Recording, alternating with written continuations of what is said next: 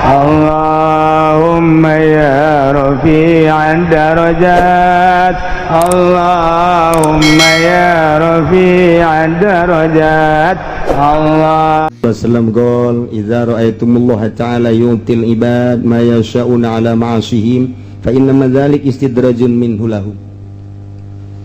Rigasa di mana aranjeun ningali neuleuh kanyataan Gusti Allah mere ka hamba-hamba ka manusia-manusia maya sauna sakumaha kahayangna dibere bari netepan kana maksiat terus tapi dibere curcor, maksiat terus tapi terus bae kamahmuran ditambah-tambah ku Gusti Allah. Eta teh fa inna madzalika istidrajun minhu, eta teh istidraj di Gusti Allah, baik secara keseluruhan ku urang kasaksian kuari di negara urang maupun perorangan. Si eta teh jamabok jajudi tapi pan dibere bae padahal mah jazinah bae istidraj moal kebal deui dalekeun kuari aya lurah jual beli 2 kali 3 kali terus bae pamajikanna ge leuwih ti 4 5 genep terus bae ya cak jara teu naon teu salah teu naon moal kebal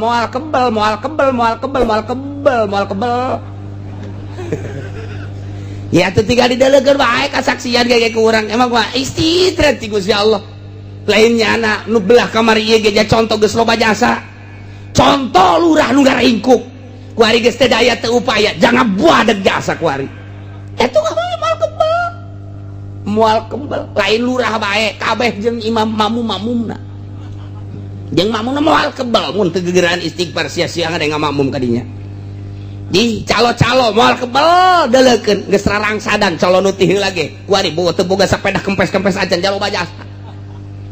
Kamari ieu mah mobilna nu mewah nu herang teh anu nyana, tuh bangunan anu agreng teh anu nyana kuari anggeus lamun salah sing ada teh lamun salah. Aduh, mantan camat anu baheulana istimewa jasa kerja di camat tanggung buadeg jasa nu teu bisa ditanya ku rakyatna kuari geus kolot ngeringkuk bae imah saaya-aya kendaraan teu gablek paeh geus teu bisa teu boganan ibadah teu jaloba jasa camat teu kudu dicara teu kudu diomongkeun ku kula teu kudu janyaraho mamang ge leuwih nyaho malah mah jadulur mah amang pan camatna ge je teu jaloba jasa eta teh istidraj sing hade tah eta keur nyaritakeun batur kuari sing hade ka diri urang oh aing besi di istidraj bae lamun dibere kokocoran ku Gusti Allah harta loba jasa kemudian ieu aingna teu ibadah istidraj berarti lamun urangna ibadah di kocoran nah ieu mah pangbubungah ti Gusti Allah. Nah nu mantak sing hade loba jasa berarti nu ku urang kadeuleu istidraj ti Gusti Allah teh mantak sing hade cikasan nyaritakeun wallahi ma ahadun minan nas basatallahu lahu fid dunya falam yakhaf ayakuna qad mukira lahu fiha illa kana qad naqasa amaluhu ajaza ra'yu. Teu aya hiji jelema ti manusia dijembarkeun ku Gusti Allah dunyana tapi teu sieuneun bahwa eta adalah tipuan ti Gusti Allah istidraj ti Gusti Allah berarti nya teh kurang amal jeung kurang pemikiran moal kebal deui bakal kena siksa ti Gusti Allah. Ya Allah ya Rabbi sing hade jasa sing hade tinggal urang kuari nu cicing bae kiai ustad sok kadatangan jelema nu kararitu pan kiai mah tuh datang bae paranti kokosed atuh paranti kokosed deuk pilkada datang ka kiai geus jadi atuh jauhan kiai kokosed ngaranna tinggal kotorna bae kiai tengetkeun ku sia kiai lah cenah kiai uci geus atuh aing mah lain kiai ja calo aing mah sing ada urang babarengan ya sing ada negara nu sejen mah kajeun rusaknya asal udah Tangerang bae pan cenah rusak atuh geus rusak lain kajeun rusak ya sa yuh buku Tangerang pangrusakna teh Tangerang ieu lain lalagaan Masya Allah karim ngajabreg ambalaya tah kuari urang mun kadatangan jelema nu kitu kumaha ja osok kadatanganan hendak inget kak dongeng Kangjeng Nabi Musa diwahyuan ku Gusti Allah Musa idza ra'aital faqra muqbilan faqul marhaban bi syi'aris sholihin di mana anjeun neuleuh jelema fakir datang ka anjeun sambut marhaban bi syi'aris sholihin sambut mun aya jelema fakir komo ahli ibadah sambut ku anjeun eta teh anjeun teh keur kadatangan syi'aris sholihin coba kiai aya nu nyambut nu fakir namun ayah kiai nak ngedeng begitu. Waalaikum. Apa majikan saya coba. Eta mah tetangga anu miskin teh bejakeun keur istirahat.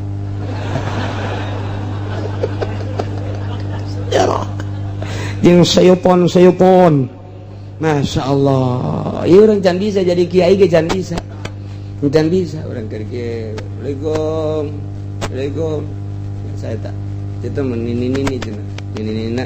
Ya bangun mau kempleng tawang menta-menta. Bejakeun keur sare. Can bisa jadi kiai. Itu bisa nyambut. Waalaikum. Ka anakna coba deuleu sa. Kaja eta mah cenah bangunna santri. Geus kolot apa berak rada kolot. Kanyohan santri sa. Calanana panjang, sampingna kaluhur. Oh, Cianjur ya kajian kukumaha ge. Cianjur ya bae ya kajian kukumaha ge. Naik naon nih kadinya na? Bu, kesangan, Bah. Tidak istirahat teh lagi. Ditegor sih aku Gusti Allah. Ditegor. Ja urang dititana ge kuduna marhaban bi syi'aris sholihin mun aya nu kos kitu. Masyaallah. Marhaban ya ahlallah, marhaban. Tanggep urang kebeban cedet.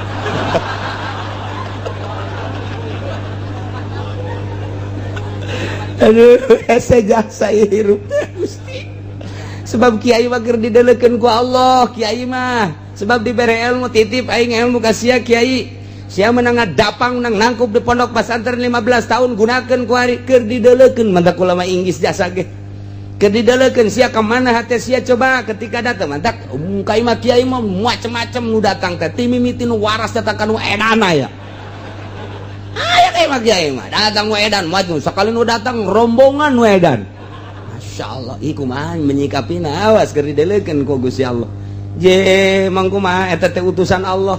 Nek dikumahakeun ieu tah eta datang ti mimiti nu susah kuduna mah marhaban marhaban sambut. Duh, nu miskin mah datang cari kayak gitu. Cai nginumna gelek. Oh, kurang kene, tambah. Sak anu pelayana santri geus eueuh deui cenah nyutai teh mah cai sumur.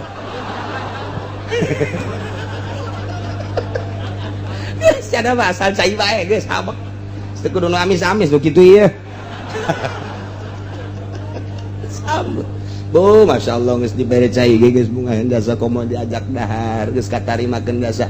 Ieu teh lain sakadar sakitu cak Gusti Allah neuleukeun. Bagus ya nyambut tambah aing nang aing ngiriman teh. Mantap ka Kangjeng Nabi Musa mah kos kitu marhaban bi syi'aris sholihin. Datang nu miskin teh kudu bunga, datang nu pakir kudu bunga. Di aku pangleuwih ngakuna nu pakir jeung nu miskin. Mantap lamun aya kiai ngahormat ka camat salah. Nah hormat ka bupati salah. Naon? Sebab kiai mah keur magahan rakyat leutik. Ketika nyana berdampingan bangga jeung bupati cak bapak-bapana santri je ai nyana dihormat aing teu balik sia. Cak bapana balik ulah mondok di dinya. Kunaon atuh aing teu dihormat datang ka dinya. Pugunya na dikiaikeun ge ku aya anak-anak aing mondok di dinya. Nyana teu ngahormat ka aing, puna aing mah kesangan bae ka dieu pan. Leumpang naik ojek.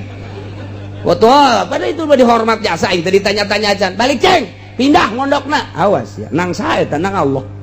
Salah ngacak ke kiaina. Pugunya nama magahan ge rakyat leutik.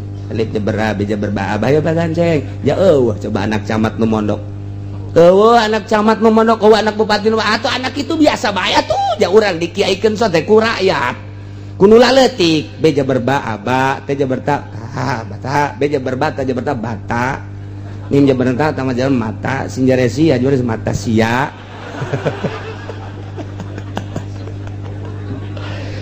Nah kuari Musa wa idza ra'aital ghaniya muqbilan ilaika faqul lamun ujilat uqubatu. Di mana aya nu datang ka anjeun jelema sugih menghadap ka anjeun sambut ku ucapan zambun ujilat uqubatu. Dosa anu moal kebal deui bakal pada siksa. Mun anu sugih kos kitu. Kanjeng Nabi Musa merenung, ya Allah ya Rabbi, apakah seluruh nu sugih kudu kitu? Ucapkeun nama kitu ngan haju deketan coba nu sugih Musa. baik di kalangan pemerintah maupun di kalangan rakyat. Mun aya nu sugih deketan, geus dideketan kumaha, ajak coba titah nangtungkeun syiarus sholihin sarua jeung fakir. Lamun fakir dan janjeurkeun agama ku syiarus sholihin ku fakirna, lamun sugih ajak titah nanjeurkeun syiarus sholihin ku sugihna, ajak deketan ku maneh. Geus dideketan dipentet titah meulikeun mobil, ulah eta nu salah teh kos kitu. Aya kunaon tuh, ajak coba ngabangun masjid, mun daekeun teruskeun babaturanana. Ajak coba ngebangun pondok pesantren, mun daekeun terus babaturanana. Musa ajak coba ngabangun syiar-syiar agama aing. Majelis taklim mun daekeun terus, mun jana teu daekeun ulah dibaturan tah mah atuh. Berarti ngan pamer doang hartana. Tah eta di zaman Kangjeng Nabi Musa, Kangjeng Nabi Musa dibere wahyu model kos kitu. Tah eta teh dibejakeun ka Kangjeng Nabi Muhammad, tiru ku urang. Kuari lamun aya datang bupati sambut ku urang. Zambun ujilat ukubatu. Wah, Bapak Bupati, dosa yang tidak akan lama lagi akan disiksa. Sial cak bupati teh. Tenang dulu. Ini mah bahasa dari Allah. Ini bahasa dari Allah, bukan dari saya. Saya hanya menyambung lidah. Balik aing cak jana. Keke heula ih. Terus kudu balik masuk perwitan ih, sok mah perawan. Deketan ke orang bupati, coba ajak Pak ya. Di kampung saya lagi ngebangun masjid. Ukurannya sekitar 40 ke 40. Nah ini sekarang lagi dibangun, mau ngecor baru 40%. Sekarang mau ngecor. Kalau Bapak berkenan untuk menyumbang, nah ini saya harapkan sumbangan dari Bapak. Mah Bupatina, dari uang saya. Nih, deketan tak Bupati kos gitu. Deketan tak. Lamun cak Bupati nanti tunggu APBD dulu. Jauhan tak Bupati kos gitu. Jauhan tak. Mana kenang-kenangan Bupati di Tangerang ngabangun masjid, mana? Tinggal gitu baik. Mana kenang-kenangan Pak Bupati pribadi nu ngabangun masjid taklim, gitu baik. Mun nyana bagus deketan, mun nyana henteu jauhan. Lain cak sungut kula, cak sungut Allah. Kula mah ngabedakeun doa. Lain di Tangerang mah Serang. Lain di Serang mah Pandeglang. Ieu mah sakadar nyaho bae jang moal ieu. Ngaji eta urang ngaranna. Eta keur carita bupati, gubernur dan lain sebagainya. Ulah ti APBD ti dirina jas sugih. Tah kuari pengusaha datang ka urang. Oh, nyaritakeun nya. Batu bara punya saya. Batu bantar punya saya juga. Waduh, geus pakaranya saya buka batu bantar Serang meureun ka dinya. Kabeh nu nyana kabeh. Wah, berarti pengusaha luar biasa. Saya beli alat beratnya langsung dari Jepang, saya turunkan ke sana, kerja semas saya dengan pemerintah dan gubernur di sana. Wah, luar biasa. Alhamdulillah, yang ini yang di sana dikirim ke Australia, yang di sana dikirim ke Amerika, yang di sana dikirim tuh ke situ tuh ke mau tuh untuk ke itu PTU itu saya punya itu. Alhamdulillahirabbil alamin. Sambut kurang zambun. Ujilat ukubat. Dosa nu moal kebal deui disiksa. Pan kadangena lain deui cek jana teu ngeunah ieu. Kae tenang heula. Eta mah ucapan Allah jatitah kitu ka Kangjeng Nabi Musa. Lamun nu susah, aya nu susah, aya kiai susah, aya ustad susah. Jeung kiai-kiai mah geus bae sambut datah Musa, cak Gusti Allah marhaban bi syi'aris sholihin. Mun aya kiai nu mana bae ti mana bae geus bae sambut. Bahasana eta kos kitu tak bahasana marhaban bi syi'aris sholihin. Sono urang ngobrol hayu urang teh. Nah eta jeung ahli-ahli agama jeung nu susah kararitu. Mun nu sugih bahasana omongkeun zambun ujilat uqubat. Sia aing cenah naon geus diomong kos kitu. Mun paeh bal kebel ieu kahisaban. Dunia mahalaluha hisabun wa haramuha ikabun. Yaqabun moal kebal mun bapa paeh kahisab kanjeun ku kumaha ge. Jalain cak kula jak Nabi tamah. Kula mangan nyaritakeun doang. Ulah loba omong ieu motor bae moal teh di motor.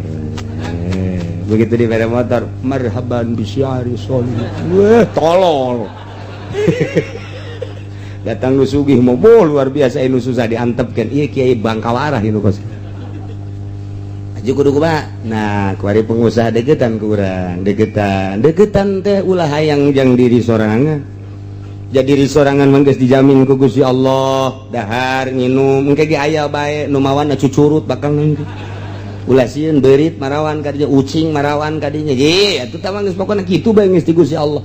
Allah Maha Kawasa jelema nganang karak bae dah cak Gusti Allah nu mere atuh maung pun mang mawakeun kadinya roti dijejelan ge ku maung Masya Allah ulah sieun-sieun atuh komo urang loba jelema meureunanan mau ngarupa anak urang ku anak urang padahal mau eta kan emang mau janya sok ngakolan bapak sok menta maksa eta mau ngaran teh Gusti deketan ajak Musa cek Gusti Allah yuk nganteng menang ngomong teu kudu ngomong ajak ke masjid ajak ke majelis taklim ajak ke pondok pesantren mun nya haju ngomong layak ya dibangun siap kula ngabangun deketan tanu sugih sebab eta nu sugih ge termasuk kana syiaris sholihin tinggal kuari mah bergerak na di syiaris sholihin apa henteu nu susah mah bergerak teh ngun kasusahanna bae nya mah geus boga tanda syiaris sholihin tapi iya ya nu sugih ti mimiti pejabat pemborong pengusaha dan lain sebagainya nyana aya arah kadinya satungtung aya baturan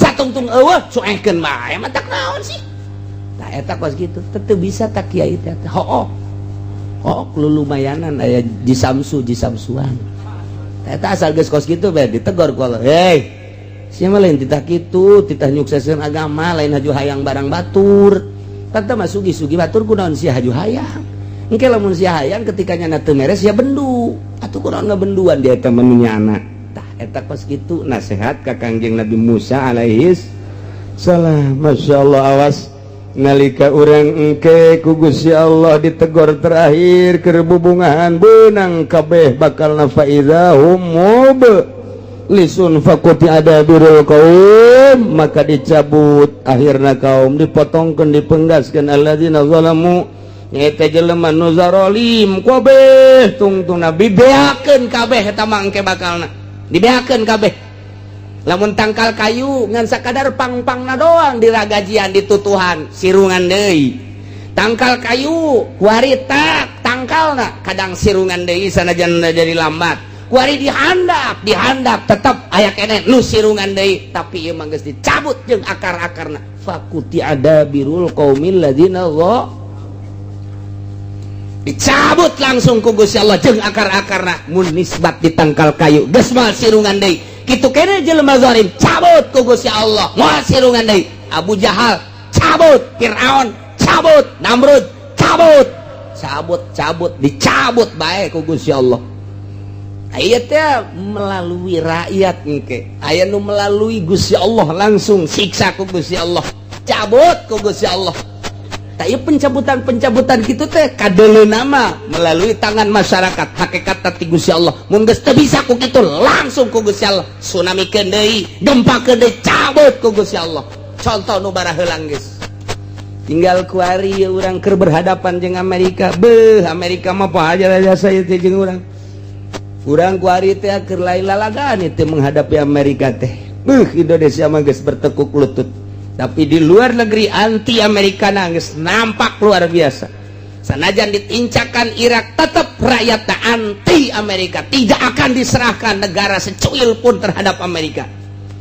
termasuk Libya sanajan geus diacak-acak ku Amerika cek rakyat Libya anti Amerika tidak akan kuserahkan secuil pun negara Libya terhadap Amerika nemendak dibom deui kedutaan Amerika na kurang Libya acak-acakan kuari aya pembuatan film Kangjeng Nabi Muhammad baheula mah Fajar Isa Demisi baheula mah kuari aya pembuatan film ieu Kangjeng Nabi na nampak begitu nampak ternyata pelecehan dibom kedutaan Amerika di Libya satu suara Irak Iran wabeh ieu mah lamun diteruskeun kuari pemberitaanana bisa perang dunia perang agama ieu mah lain lalagaan kuari di Indonesia kuari geus 1-2 geus mengetahui ngan henteu dipublikeun bae lamun ieu dipublikeun hudang ujianna kiai-kiai ujianna mah titah santrina kiaina mah engke bae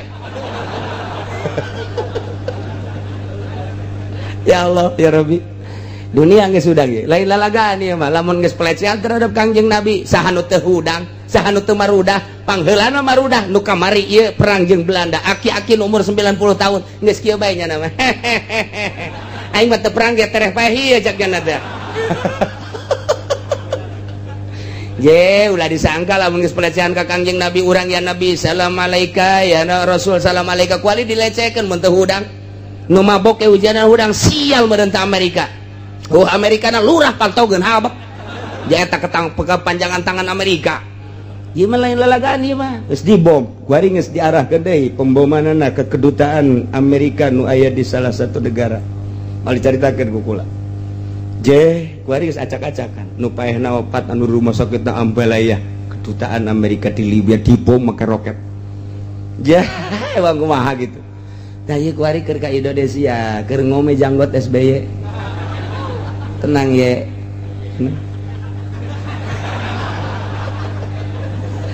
aduh abuna Masya Allah karim ayat yang mantak rahimallahu abdan tadabbaru hadhil ayat Allah merewelas asih ka jelema anu mikir jeung inget-inget kana ieu ayat lantaran lamun kurang ditadabur dipikir urang bakal mengarah kana tobat loba maca istighfar ka Gusti Allah Subhanahu wa ta'ala mun urang boga anak bejaan sing hadeceng gitu lantaran ieu keur fatahna alaihim abwaaba kulli syai besi ka dituna akhadnahum bagtatan sing hadeceng adapun urusan Allah ngan urang aya geus tobat matuh ngeunaheun bae sing hade kata tangga urang anu judi teh sing hade ja ieu mah geus teu bisa temempan ku sungut kiai geus temempan ku Gusti Allah ieu mah geus tinggal nyiksa we cak Gusti Allah sia ku utusan aing ulama-ulama temempan ku aing na bae geus temempan cak nya manaon deuk lupat ka mana sia ku aing digempakeun deui sia akhadnahum bagtatan naudzubillah min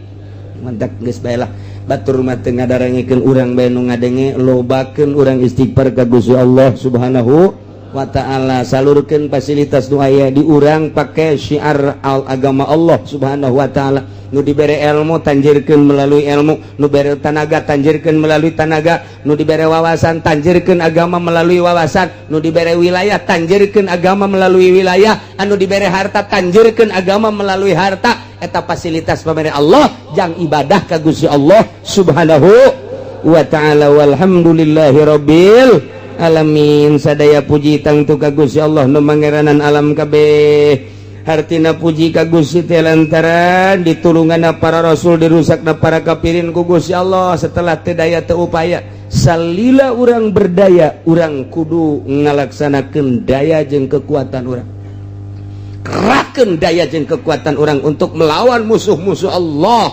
ketika urang teu berdaya tetapi orang teh geus terjepit jasa doa ka Gusti Allah Allah maha uninga ke Allah anu nurunkeun adab langsung sakaligus kitu bae geus hese-hese kuari di Jakarta atau pemilihan gubernur teh geus mulai kafir coba eta teh kumaha sagoreng-gorengna ai muslim pan rada deres pas bagus-bagus kafir pan musuh walan tardo angkal yahudu walan nasor hatta tattabi'a millatahum ngaran kafir mah musuh bae sajahat-jahatna nu muslim lantaran eta mah maksiat ngaranna ta eta pan geus mulai diduet-duetkeun ku sekarang itu eta kakara hiji encan ka negara ka daerah-daerah nu seje geus jeung calon-calon lagi nu bararagus deui ieu mah tinggal fatahna alaihim abwaaba kulli syai kadituna akhadnahum bag naudzubillah min zalik geus teu daya teu upaya engke bakal aya bantuan Allah Subhanahu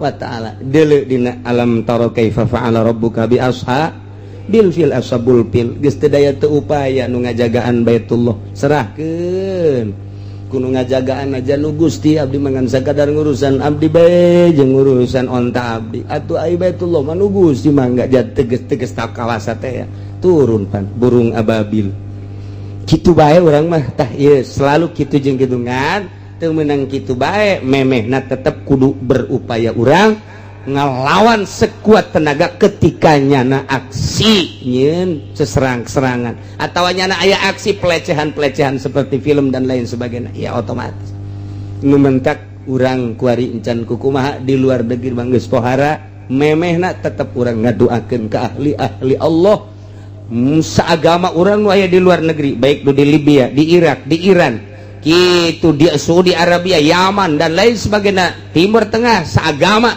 atau di urang kabehan seagama, urang ngadoa mudah-mudahan diberi kekuatan ku Gusti Allah Subhanahu wa taala, diberi istiqomahan ku Gusti Allah Subhanahu wa taala, sehingga tetap agama Allah tetap jaya, agama Allah tetap luhur melalui ahli-ahli Allah Subhanahu wa taala. Bi barakati ummil Quran Al-Fatihah. Bismillahirrahmanirrahim. Alhamdulillahirabbil arrahmanir rahim maliki yaumiddin iyyaka na'budu wa iyyaka nasta'in shiratal mustaqim shiratal ladzina an'amta 'alaihim ghairil maghdubi 'alaihim waladdallin. Tad'aya majhulan faqadalahu ahaduhuma Zaid jeung Ki Umar teh keur ngorakna loba ngalancong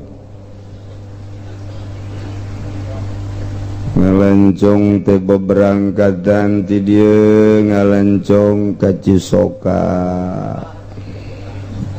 kawin di Cisoka, kerjasama Ki Zaid teh jeung Ki Umar. Tidinya bogaana pindah deui ka Cikande, kawin deui di Cikande. Tidinya pindah deui ka Menes, kawin deui bae, kulaku di teu budak boga menyem-menyem ganjan hukum laku boga di Menes, diusir ku urang Menes, kabur ka Karawang, kawin deui bae Karawang. Geus kuari di Karawang lantaran nyana gawe macul teu bisa, Maluku teu bisa ngetem macan, diusir ku urang Karawang, balik deui ka Cikupa, balik deui ka Nukolot geus gitu. Nukolot ge ribet pamajikan ge atuh ribedeun aing gulutak gulituk doang mah gawe henteu nganapakaan henteu tadina mah sugan aya pupurieun cek pamajikanna lulumayanan jenteng lah teu digawe ge asal tanagana aya bae, ternyata jerona ge geus eueuh, jadi geus eueuh zahir batin. Pemajikan aing ribet je boga salagi kos kieu, digawe henteu tani henteu geus puguh napakah zahir, kata dina susugaran bae kajeun asal aya jerona bae, areng lempes geus pupur ieu. Ya akhirnya mah ku pemajikan dicarekan bae, kapan berangkat Ki Zaid teh, berangkat deui ka Cisoka, susuganan aya deui. Prakapang deui bae jeung Ki Umar. Umar sia aya di dia carekan ku pemajikan. Ji atuh aing geus sarua. Ya Allah, haju geus ki urang kuat, teu kumaha atuh hirup ieu. Waduh. Ari jol bae aya hiji jelema cek Ki Zaid asana ieu kajen kukumah ge anak aing ieu nu baheula teh ulah suku ka aku cek Ki Umar teh sapira ngan ngaborojolkeun doang di urusan henteu ieu asana anak aing ieu cek Ki Umar teh puguh teh mah anak aing nu baheula teh nyana keur dariuk bae di warung duaan yuk kajian kuku bagi anak aing ieu mah ieu aing baheula kawin di dieu boga anak hiji ieu asana ieu cek Ki Zaid teh anu aing teh mah anak aing kajian kuku mah ge cek Ki Umar anak aing baheula aing kan kawin di dieu di Cisoka ieu boga anak ieu asana ieu kajian kuku mah ge sebab mirip indungna kumaha emang indungna hideung ieu sarua ieu hideung ieu budak ieu cek Ki Zaid tetep bae teh anak aing gajen ku kumaha nyamperkeun eta teh si jelema teh ka dinya tanya ku Ki Zaid sia ngaran Khalid aing ulah nyebut aing ieu bapak sia buku anak aing Khalid ngaranna sarua. Jadi Ki Zaid jeung Ki Umar teh keur masinikeun hiji jelema nu can kanyahoan bebeneran kabeneranana boa bener boa henteu anak Ki Zaid. Ki Umar ge boa bener boa henteu kakarak silih aku bae Ki Zaid jeung Ki Umar ka hiji jelema nu ngaran Khalid lantaran ti mimitis boroso teh harita banyana kacikade teu pernah neuleuh teu pernah ngurusan. Tak jadi kakarak dek diselidiki doang ribut Ki Zaid di warung kopi jeung Ki Umar masinikeun eta hiji jelema teu nyaho reng Ki Khalid teh setengah jawara cek Ki Khalid mah datang ka dieu masinikeun aing goblok meureun ieu jelema ieu main buka belati bae tonjok bae sak paeh Ki Zaid modar Ki Zaid yes urusan aing sadis berarti Khalid eta orang pernah di Tanjung Priuk segala eta Khalid waduh orang di Tanjung Priuk mah lain Khalid ieu ngaranna eta teh Jeki hebat eta Khalid. Ya Allah ya Rabbi atuh kuari mah Ki Zaid teh paeh nah ieu urusan kisosna kumaha ieu Zaid jeung Umar masinikeun seseorang nu dianggap anakna aiprak dibunuh ku nu dipasinikeun teh ka ieu kumaha ieu lamun Zaid silih aku majhulan ka Ki Khalid anu samar aiprak baqatalahu ngabunuh majhulan ka Ki majhul ahaduhu masalah sayyidina ieu mah dibalik mafhum nu tadi mah balikan deui kuari harua kuari keneh kitu-kitu keneh bakal nama Zaid jeung Ki Umar teh masinikeun ieu hiji jelema cek Ki Zaid anak aing cek Ki Umar anak aing nu tadi ieu mah kieu Ki Zaid jeung Ki Umar teh hiji jelema anu ditinggalkeun ku bapana teh slucle unggal pengkolan unggal aya pamajikan unggal aya anak kuari Ki Zaid nyaba ka Cisoka barang nyaba ka Cisoka teh tah cek Ki Zaid teh cek Ki Zaid ieu nu nyaba ieu cek Ki Umar teh ieu Zaid jeung Ki Umar teh eta teh teh nyahoeun ka bapa aiprak jol bae Ki Khalid ka Cisoka cek Ki Zaid asana ieu bapa aing ieu cek Ki Umar puguh mah bapa aing asana ieu mah ieu tah ieu keur dipasinikeun bae masinikeun bapa tah ieu Ki Zaid jeung Ki Khalid jeung Ki Umar teh masinikeun jelema nu asing nu can kanyahoan dipasinikeun cek ieu bapa aing sia nyaho bapa sia kos kitu kos kumaha cak ma aing begitu aing nanyakeun mah ai abah kula si ka mana abah sia mah ngahiang nu bener ba eta mah ba abah sia bab asa kos kitu yang pagaweanana nya mah bejana cenah asal kawin boga anak indit kawin boga anak indit ieu di antarana sia ka korban teh eta korban emak tak kula nu korban loba omong lah cek mana ai bentuk abah kos gua tetep pan gua ka abah mah hayang abah sia mah pendek bedegul potongan nya mah ngan ngomongna bisa biasa jelema kapincut bae ku abah sia mah sasahage mage geureun dibang melikeun kongkorong tungtul mah kongkorong mano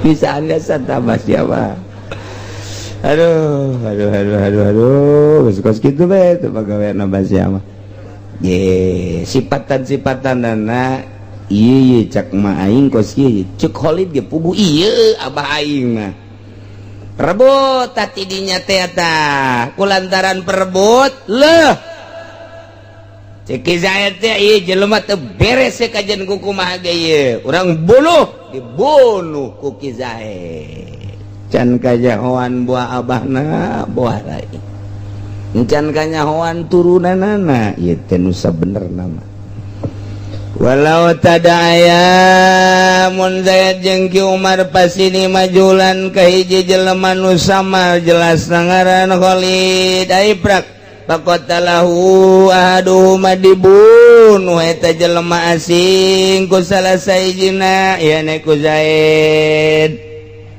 pan ieu can kajahoan ieu kieu maksudna can kajahoan teh lamun memang ngabunuhna henteu aya darah pada kisos lamun memang ieu nu dibunuhna teh ieu teh anak pan teu kudu atau nu dibunuhna ieu bapak nah ieu kan kudu diperhitungkeun tah ieu nu jadi masalah ieu lamun memang ieu anak kumaha kajadianna kan teu kudu lamun memang ieu abah apan eta teh kudu diperhitungkeun heula sedangkan diri masih nikeun majul bebeja ka mana geus paeh si Khalid si Umar bebeja ge buatik eta teh anak eta teh sarua bae geus paeh indungna buah bapak buah anak encan kanyahoan ieu teh tangan dibunuh bae ngan keur dipasilikeun tah jadi jan jelas statusna mun geus jelas mah geus jelas bahwa eta deung-deungeun tinggal hukum kisos bae tapi mun kabeneran tek ieu teh bapana lain deui urusan mun teh ieu anakna lain deui pan urusanana nah ieu lah keur dipasilikeun bahwa eta teh anak atau eta bapa tah ieu asing ieu teh tah lamun kos kieu kudu dikumahakeun ulah waka dikubur si mayit kena kanyahoan heula statusna lantaran ieu berkelanjutan bakalna nah kuari manehang dukun teh lain dukun paranti sia ka dukun hayang usaha maju lain ieu mah bahasana dukun tukang taroh tukang nganyahokeun turunan pan jelema teh kanyahoan tina uratna turunan teh gade sia dele gade bade oh keong ieu mah oh pengki ieu mah oh pacul ini kanyahoan teh keong pengki pacul gede dewe gede rajungan tukang nyakip ieu mah ieu ini kanyahoan teh kanyahoan teh kolot baheula mah coba kolot baheula mah gede sia gede waduh pengki oh pengki maksudnya pengki mah tukang ngawadahan sugih sia cenah ieu kan sebab nanaon ge di wadahan bae ka pengki mah ka tai kotok ka pengki teh itu bisa kalau baheula teh bisa jasa ya bagi ya pacul mah moal sugih sih sok gede nanaon ge dibalangkeun bae ban ku pacul itu kalau baheula bisaan dua ya urat ieu keur cerita qoib ye teh ka dieu ieu ka dieu oh ieu mah panjang lengkah cegan eta lalampahanana ieu mah rada jauh coba ya sia di lain deui urat-urat teh kajahoan di deuleuh heula mayitna di deuleuh coba ieu Khalid Umar jeung Zaid di deuleuh coba suku tak eta ku ahli nama disebut qoib bakal kajahoan teh ulah-ulah nanon aya hiji awewe dizinahan ku 10-an Salome berarti satu lubang rame-rame Reuneuh ya awewe teh reuneuh. Borsot ngajuru. Tak ieu teh anak sahapan ku 10-an. Ku 10-an. Ieu teh cenah ieu mah anak anu pertama bae. Teu bisa cek lalaki. Nya pertama bating acak-acakan. Bating nu kadua geus lanjut. Teu bisa cek nu kadua teh. Bating nu katilu, bating nu kaopat dan selanjutnya ta eta teh hese kos kitu teh. Kudu kumaha tuh ya? Angsongkeun ka Qoib, panggil Qoib. Panggil Qoib. Dipanggil Qoib di deuleu si orok teh. Ulah deuleu irung, ayeuna deuleu irung mapan loba hiji jelema bapana mancung, anakna pengek. Ulah deuleu kulitna bapana koneng, anakna leteng. Loba panu kos karari itu teh. Anakna mah hideung, anakna masyaallah mani gumulei luar biasa. Tak ulah nu kos kitu mah, teu meunang. Irungna ceulikna kulitna teu bisa tah mah. Mandak aya hiji sahabat datang ka Kangjeng Nabi ngadakwa bahwa ieu teh anak batur kajen kuku mah. Pan bisa jadi anak batur cak Kangjeng Nabi. Tajan kuku mah teh akur jeung kula. Pan bisa teh akur. Kula mah putih tu putih kok anak kita bisa jadi hideung. Parati ieu ya main pamajikan. Eulah cek Kangjeng Nabi gade. Mana boga onta? Boga. Osok anakan onta maneh. Osok. Warna naon onta maneh? Kulau. Anakna kos kumaha macem-macem. Macem-macem anu beureum, anu hideung, anu kulau. Eta onta ge kulitna beda-beda atuh anak sia ge sarua. Jija heuh nya atuh. Urusan kulit mah teu bisa tah. Kangjeng Nabi mah jago jasa ka onta beres geus. Beres ku onta doang geus atuh. Ulah sok teu main teu aku bae. Lamun urang ngakurkeun kulit bila mana borosot anak urang putih pas anak urang hideung asana pamajikan teu beres atuh acak-acakan kabeh. Wah rumah tangga moal beres. Jadi aku yang lain anak aing kunaon jore. Atuh sia meureun keur ieu nyieunna poek. Tah lain eta Qoib ngaranna. Di Arab mah deuleu ramona. Deuleu uratna, deuleu ramo suku, deuleu uratna. Urang mah moal ngarti, tapi jelema ahlina mah bakal ngarti. Deuleu sukuna, deuleu sabab suku nu 10-an saban. Ieu jeung ieu akur. Moal salah kajen kuku mah ge. Tah ieu anu nyangkrung diperanakan teh, ieu akukeun ka dinya. Kajen teuing kekesenan teu bisa.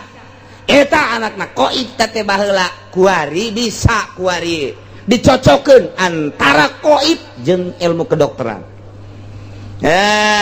Setelah diakukeun bahwa ieu teh anu dibunuh teh coba apakah memang ieu teh nganasabna kaki Umar kanu teu ngabunuh, apakah nganasabna ieu kaki Zaid kanu ngabunuh. Tak eta teh encan sameme dikanyahokeun kesamaan darah maka dikanyahokeun heula ku Qoib urat-uratna.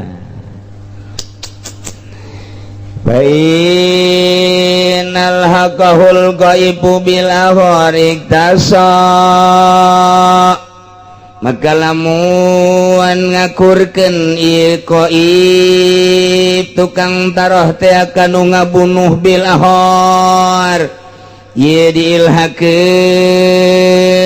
kanu hiji deui atuh iktaso. Ternyata begitu diselidik horenganan ieu nu dibunuh teh teu akur jeung kaayaan nu ngabunuh akurna teh jeung Ki Umar nu ngabunuhna mah Ki Zaid horenganan teu akur eueuh darah berarti ku ayana sakitu ieu bisa dikisos sebab berarti deungeun-deungeun.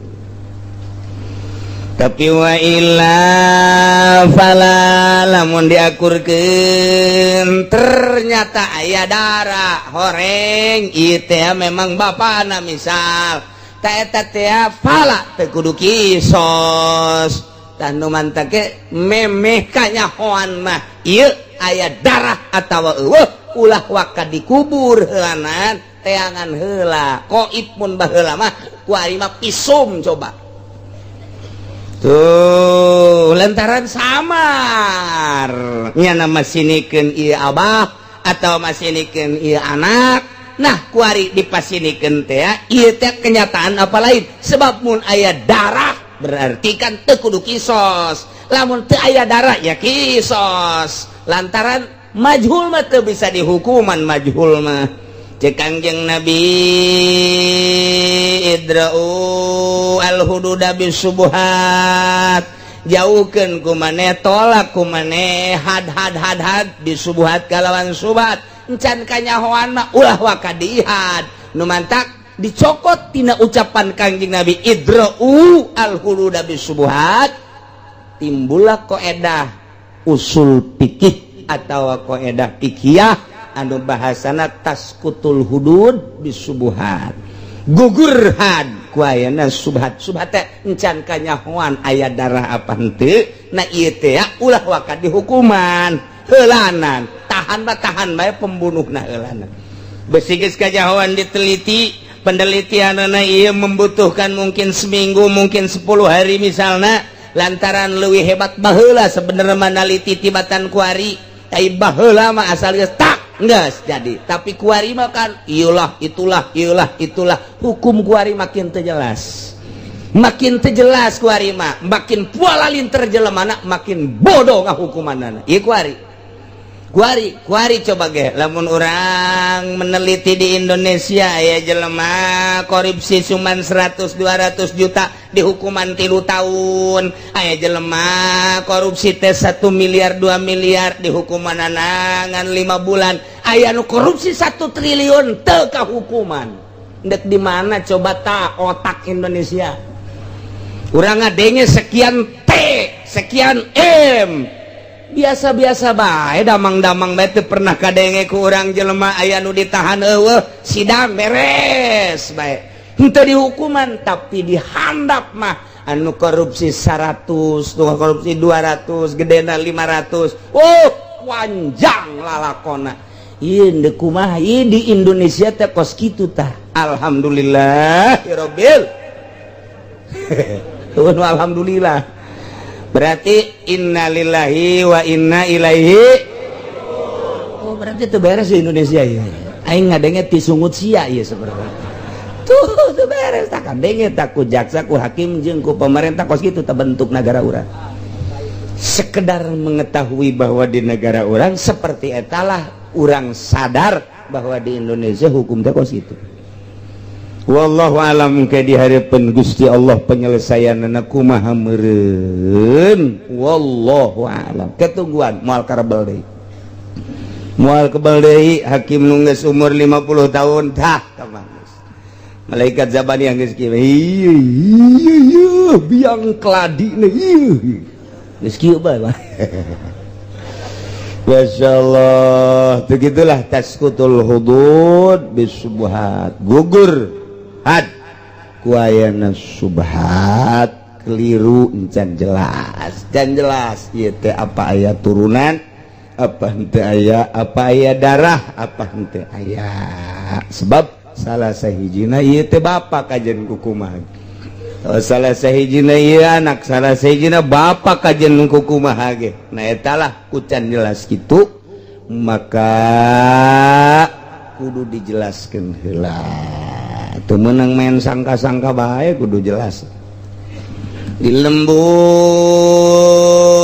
Ki Holid leungit kotok sararial jasa jagena ieu kotok leungit sabaraha lid leungitna sakandang weh mah sakandang lid eusina sabaraha 2 Aisyah ngomong udah sok sakandang atuh 2 bae atuh ai kandang nangan 2 mah sakandangan berarti itu salah siangan aing teh sia nu salahnya bingung aing Masya Allah geledelit lain gede-gede deui itu mah geus pohara bae sagede kumaha sagede embet teh sagede sia teh aing jadi salah ieu kotok sus gede embe tak jadi legit kotok jolid daya jol Ki Zaid make kaos hidung celana hidung sepatu hidung pet hidung kacamata hidung cak jolid ieu pamalinganana ka jadi kumaha iya tewak ieu pan bisa gitu iya serba hidung pamalingan teh sok make serba hidung tewak geus ieu pamalinganana bawa ke polsek ka ditu salah buat ting make udang-udang pamalinganana ya pamalingan kuari masa sarua kiai ge maling keneh bae atuh deuh atuh kuari mah kiai maksudna anu berwajah kiai kiai mah manya maling paling nitah doang nya nama tadi akhir zaman mah hese lah hese baheula mah memang Jawa teh boga ciri khas tersendiri asal make pangsi baju hidung ye non garang-garana samping dikadiekeun make bae gelang bahar make laken aju ieu padudanana gede enggeus eta teh di mamana ge eta teh Jawara teh eta teh Jawara teh kos kitu teh geus lamun aya di pengkolan nyana keur kieu bae teh jeur kieu wo beuteung dayut biasa Jawara mah bener kitu eta kabeh ge permisi kabeh ser nu boga di dieu dianggap jin meureunnya nate tah eta teh baheula mah boga ciri khas kabelah dieuna dikaburkeun loba nu nuturkeun kuari mah Jawara nu asli make piyama make baju koko make samping atlas waduh rapih luar biasa ngan aya bedana zetik tasbih dikongkorongkeun tah eta teh geus kabur kuari mah baheula mah mana aya jelema nu daek make pakaian abri mun lain abri ditangkep tapi kuari atuh biasa bae mana aya jelema nu make pakaian kedokteran lamun lain dokter atuh kuari mah ambal aya mana aya jelema baheula nu make pakaian mun daek make pakaian polisi mun lain polisi moal aya atuh kuari mah pake maling jelema make setelan polisi jetop top mana SIM nggak ada pak ini udah saya bawa ke polsek sini kuncinya dibawa kuncinya teh koreng pamalingan Masya Allah pan eta make pakaian polisi eta sabaraha tak kejadian nu geus model kos kitu tah aya nu ngagerebeg teh lu ngagerebeg nu main pan make pakaian abri make pakaian SPM sapatuna pokona mah geus make pakaian eta bae bluk gua dia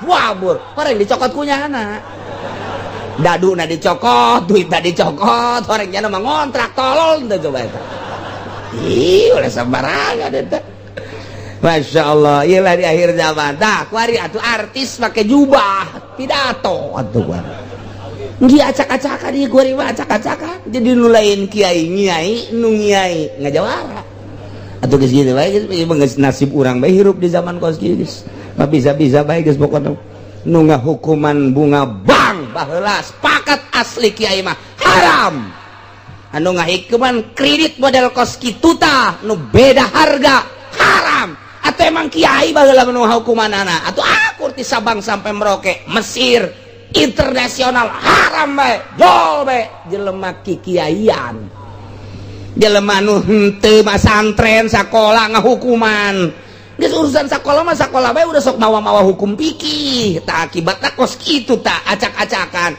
iya kiai anu asli milu deui ka dinya ku tolol-tolol teuing aya kiai anu asli tetep teh gide-gide gacan los kusnya dihalal-halalkeun keula aing mah sebab ieu hukum jijieun hukum awas ya di hareupeun Allah kuari eueuh masalah di hareupeun Allah engke sia ngahalalkeun meunang ti mana sia dasarna abdi mah nuturkeun kiai itu kunaon satutur-tuturkeun anak pedanya na hebat jasa udang-udang na emang kiai ku udang-udang gede jasa we udang-udang na sok aya di TV atuh sia kudu nuturkeun wae di televisi sama Yahudi sama kos gitu mah geus pacak-cok guys mana ge jabannya giringkeun mah geus ka ditu giring geus ka ditu tah nu dipake kasieun teh kos kitu kiai asli mah teh jatuh aya kitaban mantap haramkeun ge aya kitaban di mana-mana aya nu ngahalalkeun atuh dibuka bae kitab teh baca tak ku sia ketika ceknya atuh ya mah hese coba jelaskan atuh lah kana hukuman tak korek sia tampiling gue sia untung nama kieu ngajawara be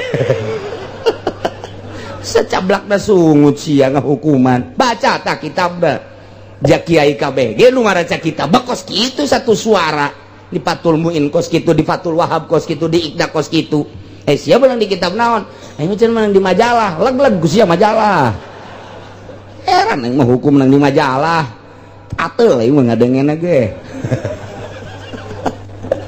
tuh akibat salah jawara ditiru ku ari nu lain jawara niru-niru jawara make pangsi hideung make baju hideung make gelang bahar padudan gede make laken ari itu mah jawara asli mun ngadehem rempag jelema asal hampura ari ieu mah barang ngadehem naon sia dehem gedean aing dehem sia jeung aing jawaban jawara si diledek gelut sia jeung aing cak nu didehem teh ulah gelut teh jawara kos kitu tuh orang lain di sini mah lain jawara itu jawara beda pemajikan ke 7 jawara ya sekalian kana neraka tuh jawara aya jawara salat teu pantes jawara salat itu teu pantes mah jawara salat itu lain jawara tambah kos kitu mending muludan ka ditu aduh jawara setengah tambah kos kitu mah yes hese ngaji teh hese lain lalagan tuh bagi-bagian masalah nu kos kitu pan puyeng dipikir kurang gitu kumaha itu dibolak dibalik aju pemajikan teh kan kunaon ka dibolak-balik wae nyawa aja puyeng dibalik teh mah tuh kitabna paingan puyeng aing dibalik ieu orek masyaallah deh gaya sia lagi sah jeung sia bae lah hese kitab mah bukan kita bae mending bukan sia teh hese kitab teh buatan wali atuh teu senyawa jeung urang ieu teh pembuatan wali ruh wali diaplikasikeun jadi kitab ieu teh ruh wali ieu teh dibaca kunuh teu senyawa jeung wali bal beres kitab baca buatan waliullah dibaca kudu beuki jengkol tuh malah lain sekadar beuki juragan jengkol malah mah atuh mal beres sajen kumaha nu baroga kitab nu nyieun kitab anti dunia urang mah malah maca kitab jang neangan dunia moal akur kajen ieu teh nyawa wali dikitabkeun ieu nyawa para wali mentek urang diuk aju urang ngadengekeun ieu teh keur nyaritakeun wali keur nyaritakeun mun asli caritaan wali disambungkeun atuh urang ge langsung tiis rebes atuh ucapan wali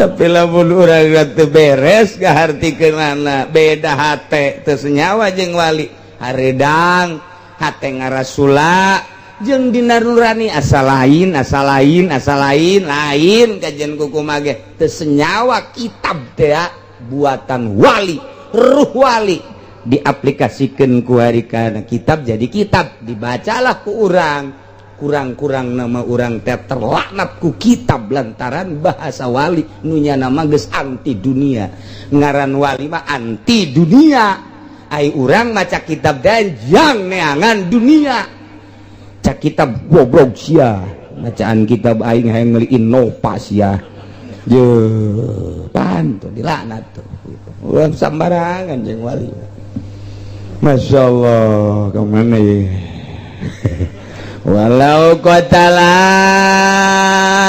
ahadu akhaini ala bawala warwal umamaan balikulin kisosun Zaid jeung Umar teh dua saudara kerletikna diku bapana ngaran Khalid penca dididik penca ku Ki Khalid ya tampiling ku bapana kurang lempang ini ya terus bengkok itu mungkin mau beres dididik dok coba tonjok abah mulai kencang pan menang abah geus ayaan sakitu ge can dididik eusi sia koy can dipeurehan make ka dongdong sia koy ke sia geus dipeurehan abeh naon pa dipeurehan abeh musuh di tukang ge kadeuleu bae kareret bae nah ieu bah make naon da campur-campur cabe segala jeung pan begitu bae atuh pokona mah mun teu beunta wah barang geus dipeurehan bener-bener ki Jaid Masya Allah kuari geus ngan teu hiber doang eta nya nama permainan hebat jasa kuari ribut Jaid jeung Umar teh masinikeun Innova jeung masinikeun kitu kontrakan ruko dipasirikeun ribut bapana jeung emakna jeung anakna ribut dunia memang gitu harta mah gitu atuh ibu tin teh kapan gara-garana kumaha terbunuh ku anak lantaran ribut Masya Allah ditembak ceger bae eta harta padahal masalah teu kudu main tembak nyana geus teu kudu dagang teu kudu usaha geus barali ka ditu ka Jawa dahar nginum datang ka paeh 7 turunan moal beak Kartosuarto emang kumaha gitu tapi hawa nafsu mah lah sapira masinikeun timor ceger bae emang kos gitulah dunia teu nyaho abah teh saha teu nyaho emak teh saha cuman dirahasiakeun terus ini boleh dibeja-beja kabar rahasia banyak kalau mau ngaji dia tuh bejakan di rahasia baik itu kalau mau ngobrol tuh lah beja rahasia baik orengan dan guys 10.000 jelema lain rahasia tak bakos gitu mah tah yang pada orang nabanya itu sok aja ngomong kos gitu tak ulah gandeng pada orang nabanya kayaknya ngomong deh ulah gandeng pada orang nabanya ngomong ulah itu kabeh pada orang nah di bejaan teh tak bangarana barang dipidatokeun teh heuy geus nyaho nanti ti si eta cenah pada urang tah ku hari Ki Zaid jeung Ki Umar lantaran ieu situasi makin keruh urusan lelah sapira urusan dunia harta teu nyaho renganan jurig numpakan Ki Zaid ngabunuh bapana jager bae bapana kelin nyana nengkap dah gas pokoknya mah atau eleh bae bapak eleh tanaga pan ku anak sanajan sehebat-hebatna bapak kajian ku kumaha ge teu kudu ribut bake penca abah jeung anak balap lompat paeh bapak paeh dieu bengek Ki Umar ngabunuh indungna jadi secara berbarengan Zaid ngabunuh bapana Umar ngabunuh indungna hebat tah hirup kos itu tah nang anggeus-anggeusan tah kos itu ya Allah naudzubillah min walau qatala ahadu akhaini al abamun ngabunuh salah saiji di antara dua dulur ka bapana Zaid ahad walahon musa urang deui Umar al umma ka indungna bareng maan harita keneh tah eta kumaha tah apa kudu kisos palikullin kisosun saban-saban saurang kudu dikisos Zaid kudu dikisos lantaran ngabunuh bapak nu kudu ngisos adalah keluarga ti indung berarti Ki Umar kudu ngisos Ki Umar nih ngabunuh indungna kudu dikisos ku Ki Zaid tak eta teh Ki Zaid kudu dikisos ku Ki Umar Ki Umar kudu dikisos ku Ki Zaid atuh duanana kakenaan ku kisos paehan duanan ajumaihanana kumaha teu ieu wa yuqaddamu bi qur'atin heulakeun kalawan diundi lantaran status Zaid jeung Ki Umar duanana kudu dibunuh kudu dikisos bareng deui heulakeun undian nu kaluar ti heula Zaid Umar asupkeun ku ari kana gelas atau kana kaleng kocok sadu kaluar ti heula eta nu kudu diheulakeun nu kadua Painik tasabihan lamun memang kakenan ku qisas ku Qur'an masalah mau bede mau badiron atau ayo geus pokona mah paheula-heula bae diheulan manan heula kali warisin iktasaminhu maka tetap kanu ngawaris pali warisil muktasiminhu maka tetap kawaris anu dikisos teh tadi ti salah sahijina muktas minhuna na iyalah qatul muktasi ngabunuh anu kakenaan ku kisos ilam nuwaris qatilan lamun urang tengah hukuman ngawaris kanu ngabunuh dihakin kalawan hak cekaul nu dhaif mah henteu ngacekaul nu mutamad pan teu ngawaris qatil teh kana hak ku ayeuna sakitu maka saurang engke ngawan mun mubadir teh lain ku kocok na ieu ngabunuh nu saurang deui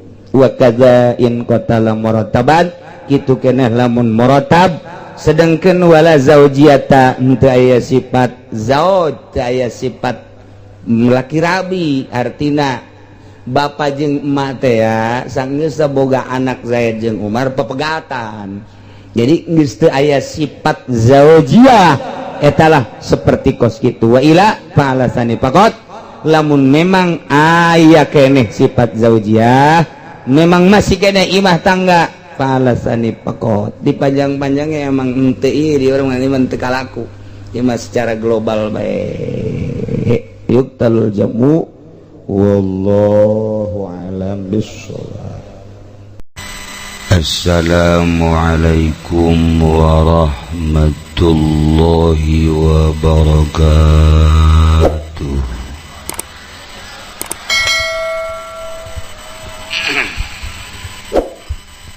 Alhamdulillah wassalatu wassalamu ala rasulillah Muhammad ibn Abdillah wa ala alihi wa sahbihi wa mawala amma ba'd.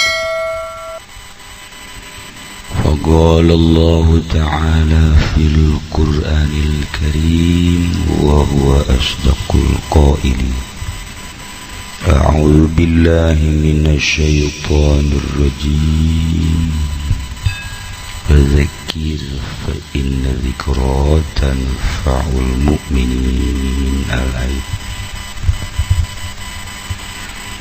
Hungkung tipayun urang sami-sami nyanggakeun puja sinareng puji ka Gusti Allah anu Maha Suci.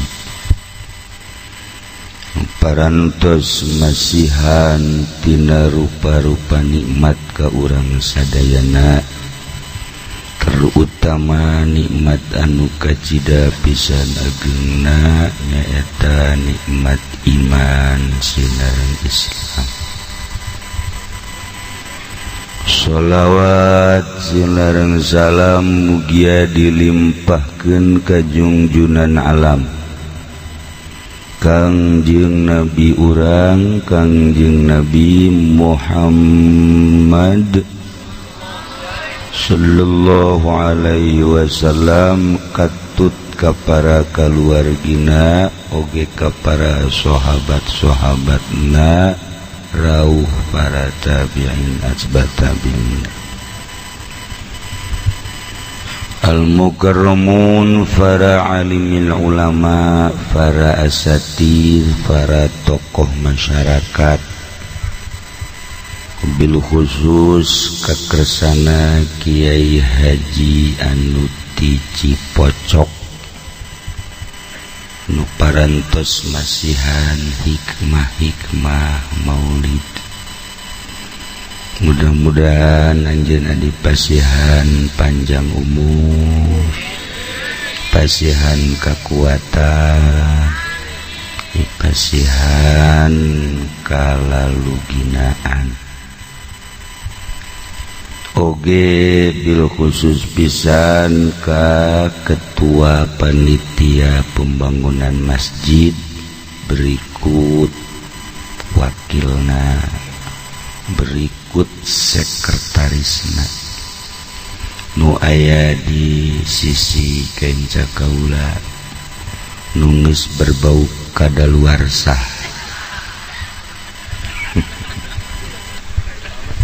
Urang doakeun panitia pembangunan masjid anu teu dirobah-robah, masjid geus jadi atuh nyanana ge embung diturunkeun deui. Hayang terus bae masjid geus anggeus ge hayang jadi panitia bae geus terus. Kajen kena datang ke kuburan. Di belah katuhu kula ge aya ieu panitia masjid kene seksi konsumsi Haji Muhammad Bahar. Alhamdulillah.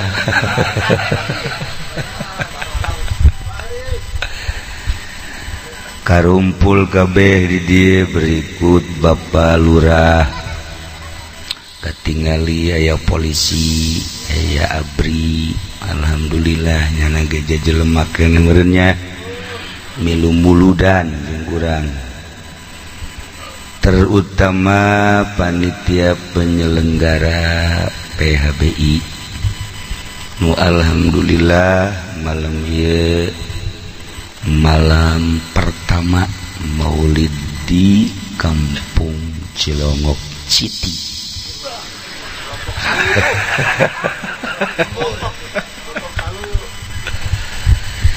Alhamdulillah malam ieu di Cilongok dihadiri ku satu orang Aceh. Ialah Bapak Putra, kedua Rajib Gandhi, Pandi, ketilu Haji Supendi. Alhamdulillah tanpa diundang datang. Babari apa guys?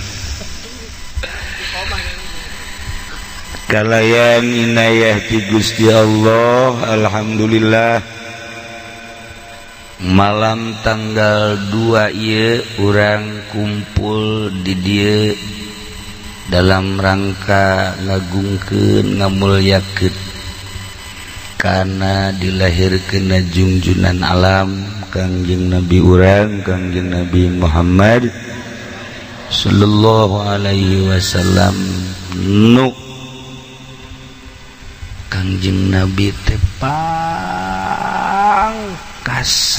kasep na jelema barang neuleuh ka dieu pang joren. Jadi hari ngadenge Kangjeng Nabi kasep biasa barang neuleuh ka dieu ya Karim. Aduh, potongan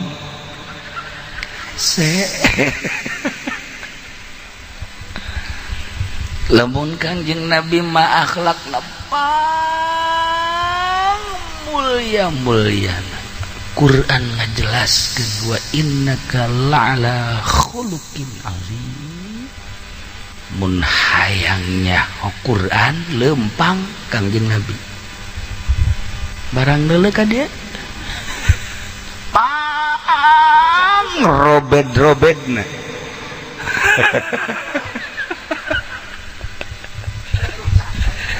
Ieu kukula dibawa gitu robah-robah kieu asal datang ka paeh kieu jangan sekajen lah. Para jamaah kaum muslimin wal muslimat rahimakumullah, kula malamun neuleuh Haji Pendi teh inget ka dongeng anu ulang tahun. Ayah nini jeung aki-aki umur 90 tahun ulang tahun. Asal Haji Pendi mah inget ka dongeng eta. Ulang tahun dihadiran ku anak incu cicit kabeh. Masya Allah atuh peserta anu penghadir ngaran lagi ngariung ieu. Haraya kabeh. Haju dansa deui. Biasa dansa nini jeung aki-aki biasa dansa teh bahasa mana eta dansa main kencang-kencangan gitu Ih, nyana biasa make my darling segala. My darling, my darling. Aduh, I love you my darling ini eta. Geus beres teh ditanya ku peserta. Ki, ini ai tadi my darling teh emang naon artina? Ih, teu nyaho. Ki ai tadi my darling naon? Teu nyaho cacana. Teu nyaho. Ditanya Nini teu nyaho, ditanya si Aki teu nyaho. Eta bisa my darling gitu. Itu my darling teh gara-gara si Nini bae nyebut my darling geus Aki ge nyebut my darling. Maksudna naon maksudna ieu teh? Teu ngarti cek nya teh.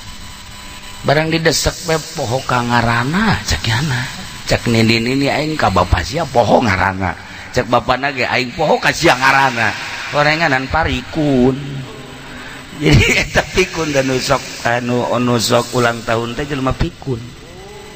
Pikun tah maningan muludan kieu ieu ngaranna jelema bener. Ieu Haji Pendik kolot-kolot ulang tahun goblok ieu mah. Masa kolot ieu ulang tahun? Coba cekel irungna pikun teh sih. Pikun di Cilongok mah eueuh ulang tahun eueuh. Eget 1 2 3 4 5 genep. Eta pikun ngaranna.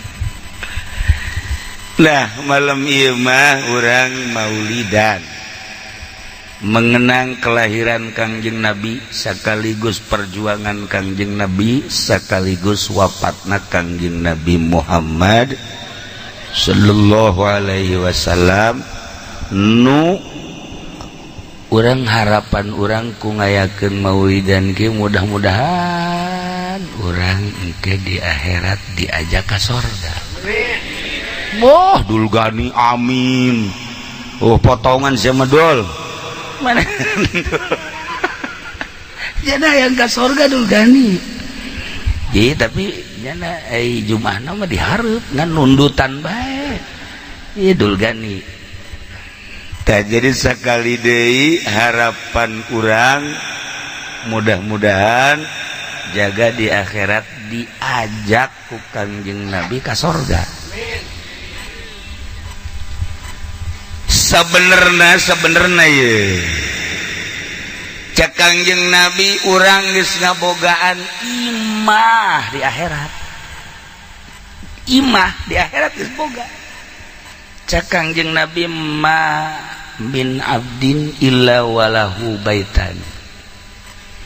Teu aya hiji hamba, hiji jelema kabeh kecuali nyana ngabogaan 2 imah di akhirat.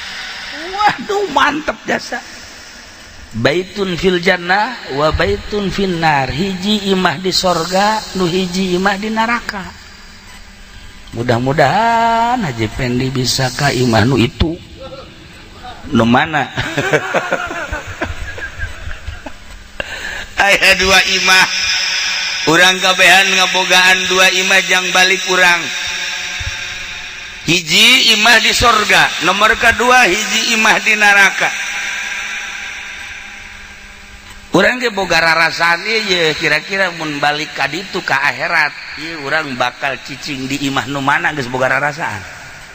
Geus boga rarasaan, ieu kira-kira ieu mah unek nanya bae ka jamaah. Mang Haji Pendi mun balik ka imah nu di sorga apakah imah nu di neraka? Tuh. Neraka cak Haji Adang neraka.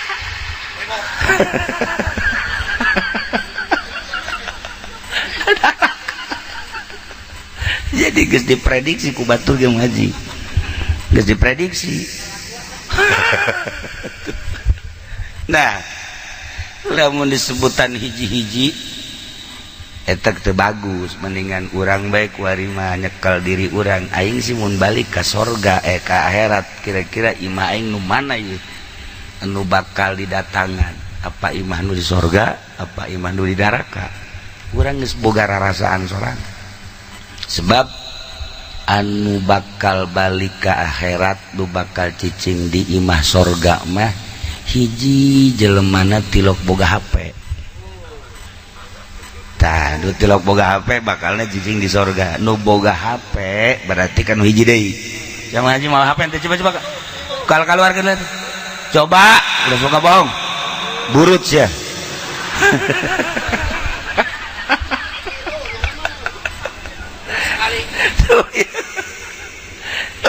Sebab sama jaringan tuh beres sampai mah tah eta ciri dah eta be.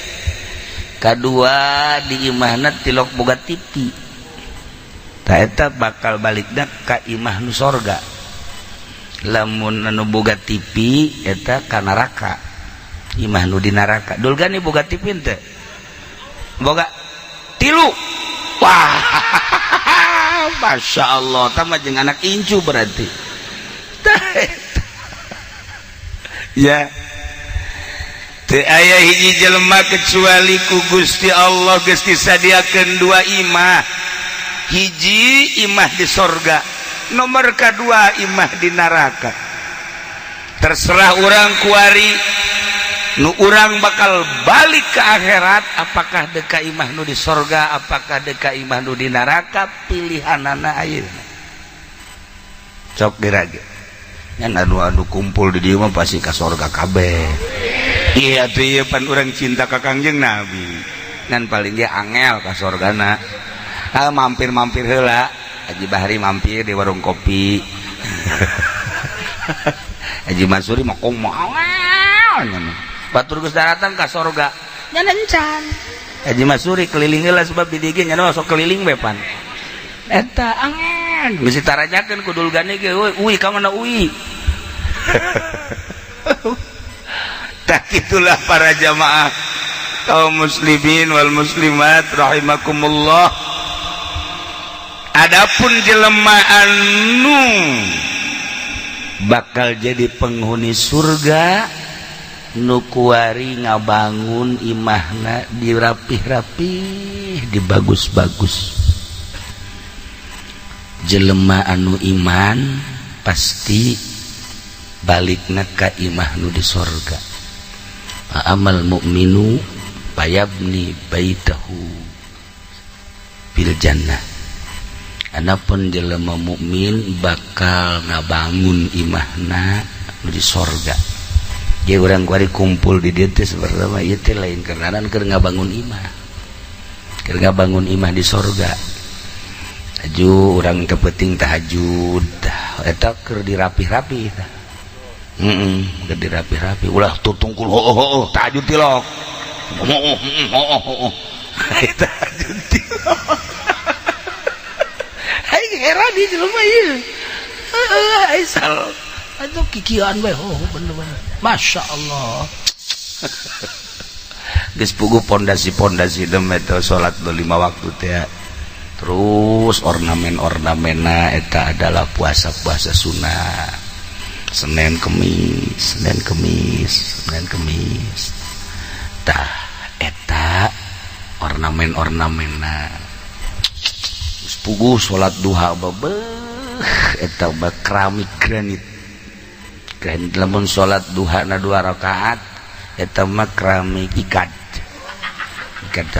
lamun 4 rakaat na ieu mah esedza lamun 6 rakaat eta marmer padalarang lamun 8 rakaat karara haji pendi karera. Itali istimewa. Terserah urang kuari ngabangun keur ngabangun imah diserahkeun ka urang. Jadi engke ulah kaget lamun urang ka sorga imah saya nu bagus ieu mah bagus. Oh ieu mah imah Kiai ti Cipocok ku pantes. Ieu mah Rajib Gandhi Rajib Pandi wo bagus. Ieu saya nu lurah bagus bab lurahna bageut. Ieu nu kentengan ieu mah nu Haji Rusdi. Nu kentengan. Ieu nu eod ieu nu Haji Masuri. Nya eod nya eueuh jelemana ka mana ieu. Jadi dibangunna kuari ku urang ya Allah ya Rabbi. Nu mantak para aulia Allah wanian tapak di dunia jenting tedahar ge asal ke di akhirat nak rapi jenting baju tepat di mewah ge asal di akhirat kajenting teboga kendaraan ge asal ke di akhirat kuhari dibangun terus wanian nya nama mentang mata ti peti maca Quran teu eureun-eureun maca sholawat zikir moal kebel ya urang hirup di alam dunia teh moal kebel dulur urang nu kira-kira bakal panjang umurna jaenal teh jaenal babaturan Haji Munjir tah babaturan Haji Munjir babaturan Haji Rusdi geus teu heula jaenal geus kieu bae di gara ka dieu di mana Haji Uig jaenal geus teu heula tuh Masya Allah nu ngarora keneh kunyana ge di deleuan bae ieu kudu karumpul di dieu aya naon cek jenal teh oh muludan cek ngadengekeun teh kuburan ada deukeut tadi da deukeut eta itu saja oh Haji Bahri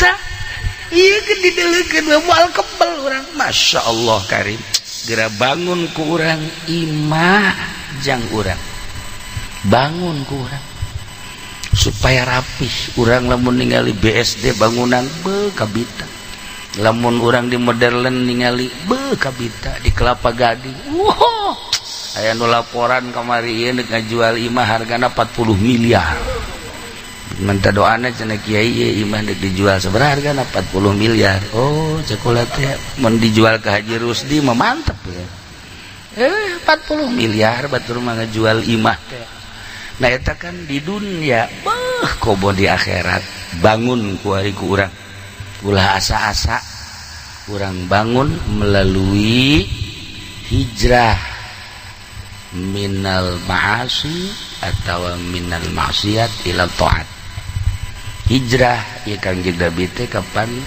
diutus ku Gusti Allah di Mekah lahir di Mekah diutus di Mekah 13 tahun cicing di Mekah kemudian pada tanggal 13 September tahun 622 Masehi ya nah hijrah ke Madinah mantak hijrah teh mun dina fikih hijrah teh pindah min daril kufri ila daril Islam tapi di manaan ku ulama panjang hijrah teh urang mah hijrah teh ku ari mah geus bae hijrah tina maksiat kana taat mulai ku hari mengenal Kangjeng Nabi teh sebagai rahmatan lil alamin kemudian Kangjeng Nabi teh adalah basyira wa nadhira wa da'iyan ilallahi wa sirajan munira melalui petunjuk Kangjeng Nabi urang setelah nyaho aju nuturkeun wah mantep teu percaya ka Kangjeng Nabi cilaka dunia akhirat loba jelema nu teu percaya ka Kangjeng Nabi di dunia na keneh teu percaya ka Kangjeng Nabi cilaka ulah teu percaya ka Kangjeng Nabi maksiat bae kana aturan-aturan Kangjeng Nabi tu NTB tu Palung eta maksiat ka Kangjeng Nabi aslina ka Gusti Allah mantap kula sok meringkak bulu bela mun di Cilongok kadenge aya nu mabok meringkak bulu Cilongok aya nu zina barang diteliti aya mah aya tapi lain urang Cilongok nu mabok teh alhamdulillah barang teliti tetep kudu neliti coba urang Cilongok lain oh lain ngan anu ngajual nama urang Cilongok leuwih parah tong kos kitu saya sih ada ya urang ieu salah setik gempa salah setik angin salah setik banjir ulah mengundang bendu Allah urang hijrah coba kuari hijrah minal ta'at minal maksiat ila ta'at di jero hate urang bae ya Allah ya Rabbi lamun Kangjeng Nabi hijrah ti Mekah ka Madinah lamun para sahabat hijrah ti Mekah ka Madinah nyalametkeun agama abdi mandek hijrah tina maksiat kana ta'at sakitu bae geus tuturkeun petunjuk Kangjeng Nabi urang Kangjeng Nabi Muhammad sallallahu alaihi wasallam lamun nuturkeun Kangjeng Nabi hampang ulah nuturkeun anu teu akur jeung Kangjeng Nabi boro-boro muamalah munakahat jinayat salat bae lamun akur jeung Kangjeng Nabi hampang aya jelema salat tapi teu nuturkeun ka Kangjeng Nabi takbirna sabaraha kali sholli Allah usolli Allah aya anu ngamakmum kurang Arab kurang Arab da di Arab nu salat kos kieu tapi barang ka Indonesia loba kageteun urang Arab sakali deui sia teh jadi ku aing ditarik sia kurang Arab bener bae ka 4 kali 5 kali Allah ditarik ku sana mundur kurang Arab ka hareup langsung teu usole deui cenah mah langsung Allahu Akbar hebat urang Arab nyana nyileuk anu tadi teh sakali bae cek ieu teh aya takbir sakali ngomong teu beres urang Arab siapa sahabat deui eta karana ge jelema barodo teu nuturkeun Kangjeng Nabi nu pertama teu beres nu kadua teu becereg jadi atuh geus bae mantak ngaji jelema nu teu ngaji mah kos kitu tah lamun ngaji bahkan hampang ngeunaheun teu kudu hese-hese ja Allah maneulekeun bae jeung ngagerakkeun urang ge Gusti Allah mantak teu kudu hese-hese ulah usolli aya deui usolli far kebenaran di tukangna Ki Ja'far hayo par deui Gusti tadi aya di tukang itulah lain salat pasini nah iya kudu nu bener salatna kudu sesuai jeung aturan kudu jual belina atuh kudu sesuai jeung aturan urang lamun jadi karyawan kudu sesuai jeung aturan dagang dan lain sebagainya geus diatur ku Kangjeng Nabi urang Kangjeng Nabi Muhammad sallallahu alaihi wasallam ulang hijrahkeun tina teu bener kana bener urang hijrahkeun tina maksiat kana taat urang hijrahkeun tina anu tatadina kurang khusyuk kana khusyuk urang hijrahkeun hate urang nu tatadina kurang yakin supaya yakin ka Gusti Allah niatan mantepkeun ku urang ka Gusti Allah hijrahkeun hate urang masya Allah gitulah para jamaah kaum muslimin wal muslimat rahimakumullah. Nah lamun tadi Kangjeng Nabi hijrah nyalametkeun agama, para sahabat hijrah nyalametkeun agama, bari bayangkeun ku urang hijrahna lain sakadar hijrah imah ditinggalkeun, lahan ditinggalkeun, pamajikan embung milu lantaran beda agama ditinggalkeun, anak ditinggalkeun, hewan ditinggalkeun, batur menyelametkeun agama datang ke hijrah. Masya Allah karim geus urang mah kuari mah hijrah bae tina maksiat kana taat nu tadina urang ngosok ngahiji di kamar jeung pamajikan coba dihijrahkeun. Urang ngomong ke pamajikan, Neng tadi muludan tita hijrah wayahna nya dek ditinggalkeun heula ku kakak beda kamar heulanan kakak dek salat tahajud sorangan. Cek pamajikanna atuh teu naon Gus kitu masugan bae kakak ka surga kula ka ajab bae udah tarariis asana ngomong kos kitu di istana pamajikan. Urang salat Allahu Akbar di kamar dipoekan kan ku urang jam 2 peti insyaallah kakarek urang sarakata aya sora koletrek ji naon sia eta jaenal boa wah pikiran kada juri teh pan urang mah aduh barang asyhadu alla ilaha illallah koletrek geus teu salam teh langsung ka pamajikan karek geussan kitu kan geus pan sakedeun amat aya jurig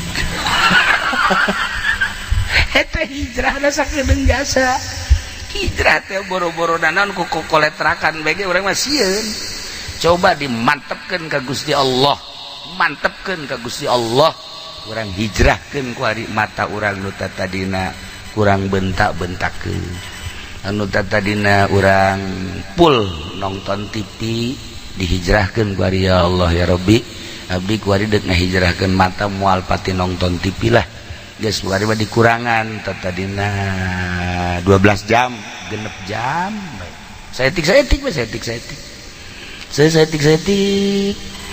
lalaunan hijrah tah ngaranna mulai lamun teu ku urang moal bisa nah ieu bangunan imah teh ya bangunan imah ku urang kuari bangun jang balik urang ke jaga lamun urang kuari ngantepkeun salat henteu teh hijrah puasa urang henteu judi terus nah mabok terus naudzubillah min dzalik wa min dzalik nah ieu lamun balik urang bakal nyaba ka imah nu di neraka sing hade eta geus disadiakeun ku Gusti Allah ornamenna ge bagus kalajengking imah nu di neraka mah orai koros oh nambah bari haji pending geus boga orai koros mah kuari ge tak ieu jang balik urang persilahkeun kuari urang bangun jang balik urang ka akhirat di akhirat gitulah para jamaah kaum muslimin wal muslimat rahimakumullah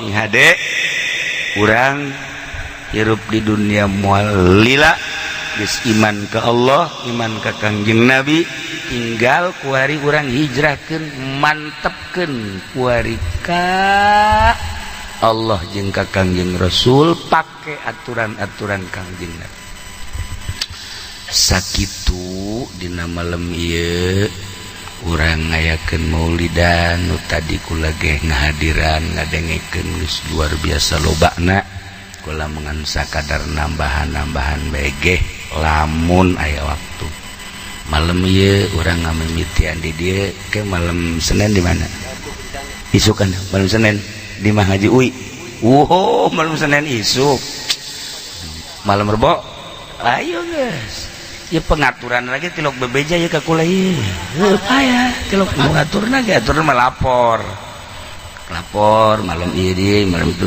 henteu mun can ditanya can ngajawab Masya Allah karimi boga sekretaris ku kieu-kieu teh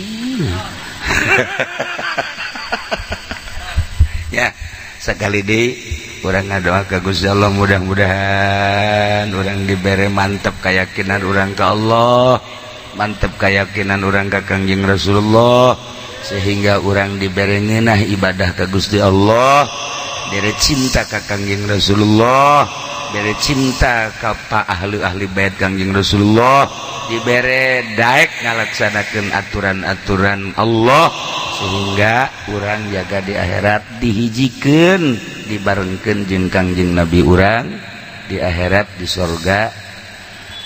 surga Allah Subhanahu wa ta'ala sakitu ya dicukupkeun ke urang sambung deui malam Senin